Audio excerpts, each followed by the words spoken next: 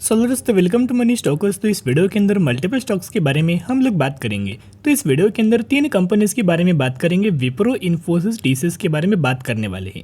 तो दोस्तों अगर आपके पोर्टफोलियो के अंदर आईटी सेक्टर की कंपनीज होंगे तो ये न्यूज़ आपके लिए बहुत ज़्यादा इंपॉर्टेंट होने वाला है कि आने वाले समय का कंपनी का परफॉर्मेंस किस तरीके से हो सकता है, आईटी सेक्टर का आने वाले समय का परफॉर्मेंस हो सकता है, वो इसी के न्यूज़ के ऊपर दोस्तों डिपेंड होने वाला है। आज के दिन अगर अपनी इन्फोसिस का परफॉर्मेंस देखोगे तो ऑलमोस्ट कंपनी के अंदर हमें 1% से ज़्यादा की गिरावट हमें नजर आ चुकी है। और अगर आप विप्रो का भी दोस्तों परफॉर्मेंस देखोगे तो विप्रो का भी ऑलमोस्ट हमें 0.61% की गिरावट के अंदर हमें क्लोजिंग नजर आया हुआ है।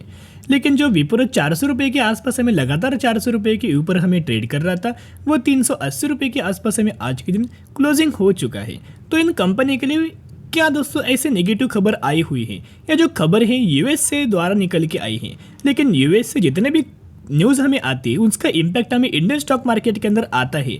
और यूएस से अगर आईटी सेक्टर के दोस्तों बुरी खबर अगर आए तो इसका इम्पैक्ट हमें इंडियन स्टॉक मार्केट के अंदर भी आता है। उसमें जो आईटी सेक्टर प्रेजेंट है, विप्रो, इन्फोसिस, टीसीएस, एचसीएल, इन कंपनीज के अंदर तो ह्यूज अमाउंट ऑफ इम्पैक्ट हमें नजर आ सकता है। तो चलिए एक एक करके दोस्तों हम लोग अपडेट्स के बारे में बात कर लेते। तो सबसे पहले अपडेट्स अगर आप देखोगे, आपको बताया दुनिया की सबसे बड़ी कौन सी कंपनी है, उस कंपनी का नाम है एसेंचर। तो एसेंचर का Q3 का में रिजल्ट आ चुका है।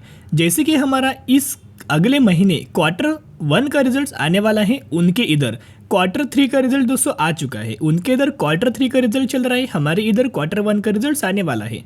तो इनके Q3 के रिजल्ट्स के ऊपर दोस्तों हम लोग प्रिडिक्ट कर सकते हैं, क्योंकि बड़ी कंपनी अगर बड़ी कंपनीज का दोस्तों रिजल्ट अगर आएगा, वो रिजल्ट बुरा आएगा तो छोटी companies in the terms of Wipro, Infosys, in companies के अंदर भी उसी तरह से परफॉर्मेंस हमें नजर आएगा।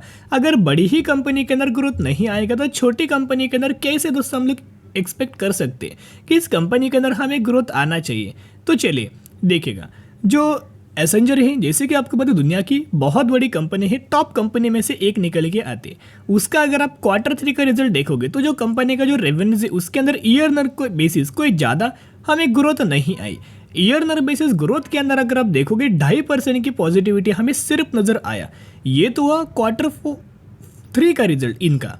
लेकिन इन्होंने ब्रोकरेज फर्म के द्वारा, एनालिस्ट लोगों के द्वारा एसेंचर कंपनी का Q4 का भी प्रेडिक्शन इन्होंने दिया हुआ है। तो अगर आप इनके Q4 का दोस्तों प्रेडिक्शन अगर आप देखोगे तो यहाँ मेंशन किया गया है Q4 the company expect to be in the range $15.75 billion to 16.35 billion.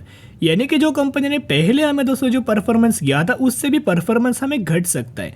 यानी कि कंपनी का करंट जो क्वार्टर के अंदर कंपनी ने परफॉर्म किया है, जो 16.56 बिलियन डॉलर का जो कंपनी ने रेवेन्यू अपना जो जनरेट किया है, उससे भी बुरा, उससे भी गिर के हमें रिजल्ट्स अगले क्वार्टर का आ सकता है। यानी कि करंट महीने से 3 महीने बाद जब इनका Q4 का रिजल्ट आएगा, वो Q4 का रिजल्ट इससे भी बुरा हमें नजर आ सकता है। तो अगर बड़े कंपनी दोस्तों रेवेन्यूज अपना जनरेट नहीं कर पाएगी, अगर बड़े कंपनी नेट प्रॉफिट दोस्तों अगर अपना नहीं जनरेट कर पाएगी, तो किस तरह से छोटी कंपनीज को हम लोग एक्सपेक्ट करें कि विप्रो ने रेवेन्यू जनरेट करना चाहिए, फिर इन्फोसिस अच्छा परफॉर्म करना चाहिए, टीसीएस अच्छा परफॉर्म करना चाहिए।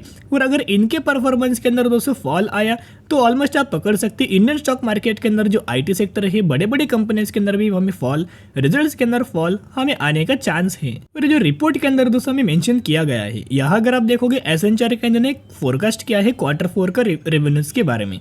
यानी कि इस महीने के बाद अगले 3 महीने में इनका Q4 का रिजल्ट आएगा, वो बहुत ही बुरा हमें बड़ी कंपनीज का नजर आ सकता है। एक और अपडेट्स हमें मॉर्गन स्टैनली के द्वारा हमें दिया गया है। देखिएगा, Indian IT sector to be weaker revenue margin in June quarter.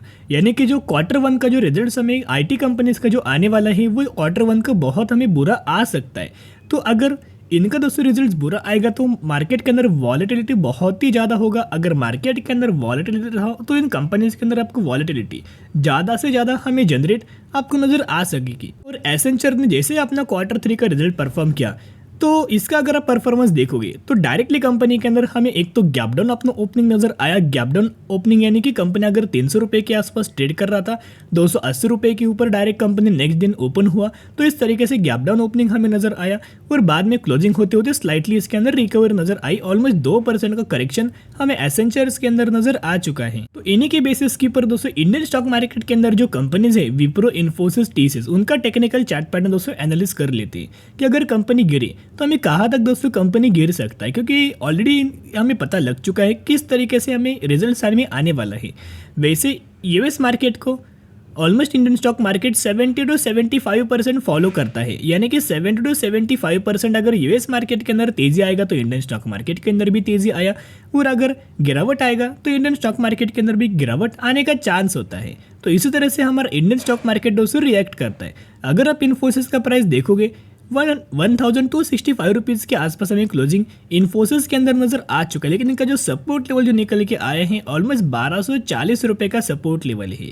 एक बार ये 1240 रुपये का दोस्तों सपोर्ट लेवल दोस्तों अगर ब्रेक करे तो हमें ऑलमोस्ट 1180 रुपये के आसपास हमें इन्फोसिस ट्रेड आपको करते हुए नजर आ सकता है। लेकिन दोस्तों देखिएगा, मैंने पहले आपके साथ शेयर किया था, अगर आप आईटी सेक्टर के अंदर जाना चाहते हो और जो भी लोग शॉर्ट टर्म बेसिस के ऊपर निवेश करना चाहते हो वो बिल्कुल भी निवेश मत करना, क्योंकि current market scenario, current sector scenario अगर आप देखोगे तो वो बुरा है। इनके कंडीशंस के अंदर दोस्तों ये सेक्टर सिनेरियो हमें बिल्कुल भी नज़र नहीं आ रहा। तो अगर सिनेरियो इनके पास नहीं है तो किस तरह से हम लोग प्रिडिक्ट कर सकते हैं कि यहाँ से एक बुल रन नजर आएगा, यहाँ से एक रैली आएगा। अगर ग्लोबल बेसिस के ऊपर एसेंजर का रिजल्ट अगर अच्छा दोस्तों आता तो एक हमें एक्सपेक्टेशंस रहता कि हमें इन कंपनीज भी रिजल्ट अच्छा परफॉर्म कर सकता था। लेकिन दोस्तों एसेंचर दुनिया की सबसे बड़ी कंपनी का रिजल्ट उससे बुरा आने से क्या होगा, मैक्सिमम जो कंपनीज होगी वो भी बुरा हमें परफॉर्म करेगी और स्लाइटली हमें इनके अंदर फॉल दोस्तों आपको नजर आ सकता है। तो उसके बाद हम लोग बात करेंगे विप्रो के बारे में। तो विप्रो की अगर आप टेक्निकल चार्ट पैटर्न्स के बारे में बात करेंगे, सबसे ज़्यादा जो पैनिक लेवल है हमें विप्रो के ही अंदर नजर आया है। विप्रो के अंदर क्यों, बेसिकली यहाँ जो शेयर होल्डर्स है उनको विप्रो ने बहुत ही ज़्यादा परेशान किया है। इन्फोसिस के अंदर तो स्लाइटली मूवमेंट था, लेकिन विप्रो के अंदर कोई हमें ज़्यादा मूवमेंट नज़र नहीं आया था, कोई ज़्यादा हमें रैली दोस्तों नहीं आया था। तो विप्रो का अगर आप टेक्निकल चार्ट पैटर्न्स देखोगे तो जहाँ से कंपनी रजिस्टेंस हमें फेस करता था वहीं से कंपनी ने इस बार भी अपना रजिस्टेंस हमें फेस किया है। लेवल है 413 रुपये का। जब भी लेवल्स के ऊपर कंपनी टच करता है यहाँ से सेलर्स हमें एक्टिव हो जाते हैं, यहाँ आप देख सकते हो। और कंपनी का जो सपोर्ट लेवल है ऑलमोस्ट हमें 375 रुपीज़ का कंपनी का सपोर्ट लेवल निकल के आ रहा है, उसी के आसपास कंपनी ने क्लोजिंग दे चुका है। जब भी कंपनी लेवल्स के आसपास आता है वहीं से हमें तेज़ी हमें इसके अंदर नज़र आ जाता है। तो यहाँ से भी हम लोग प्रेडिक्ट कर सकते हैं कि यहीं से कंपनी एक तो कंसोलिडेट करेगी और यहीं से एक तो स्लाइटली साइडवेज हमें कंपनी का परफॉर्मेंस दोस्तों नजर आ सकता है। लेकिन अगर ये लेवल्स कंपनी ने ब्रेक किया 375 रुपीज़ का, फिर कंपनी ऑलमोस्ट हमें 360 रुपीज़ के आसपास हमें प्रीवियस जो कंपनी ने लो हमें क्रिएट किया था उस लेवल्स के आसपास हमें विप्रो आ सकता है।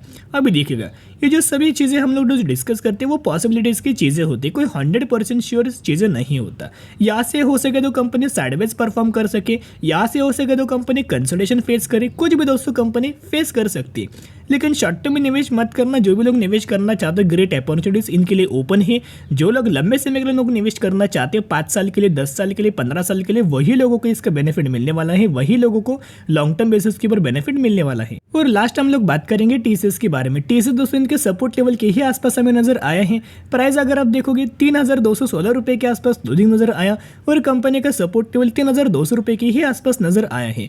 इसी के ऊपर कंपनी लगातार हमें कंसोलिडेट कर रही है, इसी के ऊपर लगातार कंपनी ट्रेड कर रही है। अगर दोस्तों कंपनी यही आसपास हमें कंसोलिडेट करे तो ये अच्छी बात होगी। लेकिन अगर कंपनी ने लेवल्स को अगर ब्रेक किया तो 3000 रुपये के आसपास हमें कंपनी प्राइस हमें आते हुए नजर आ सकते, क्योंकि यही कंपनी का अगला हमें सपोर्ट लेवल आपको निकल के आ रहा है। तो ये सभी लेवल्स अपने डायरी के ऊपर नोट करना, सभी लेवल दोस्तों आप नोट करके चल सकते हो। सिर्फ एक रिक्वेस्ट करना चाहूँगा, अभी भी दोस्तों निवेश करेंगे, कंपनीज फंडामेंटली स्ट्रांग है, लेकिन करंटली जो सिनेरियो नजर आए हैं वो पूरे सेक्टर के लिए अच्छा नहीं है, आईटी सेक्टर के लिए अच्छा नहीं है।